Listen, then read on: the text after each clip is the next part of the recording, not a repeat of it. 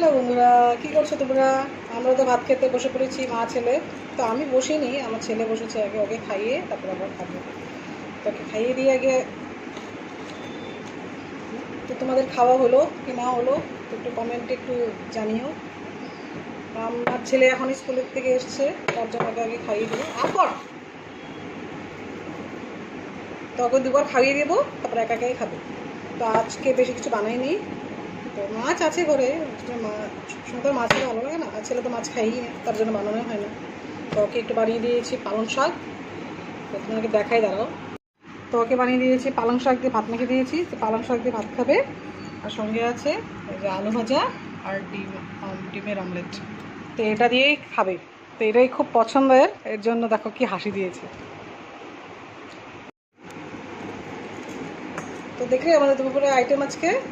তো কেমন লাগলো অবশ্যই একটু কমেন্ট করে জানিও। আপনাদের খাওয়া হয়েছে কি না এটাও জানিও, ঠিক আছে? তো আজকের মতন এতটুকুই। আবার আপনাদের সাথে আবার নেক্সট ভিডিও দেখা হবে। তো আমরা ভাত খেতে বসে পড়ি ওখানে। ভীষণ খিদে পেয়েছি স্কুলের থেকে এসে, মানে আর বলা নাই। আমিও খাই না, ছেলের আশায় বসে থাকি কখন আসবে, তারপরে খাবো। তো ঠিক আছে, বাই বাই।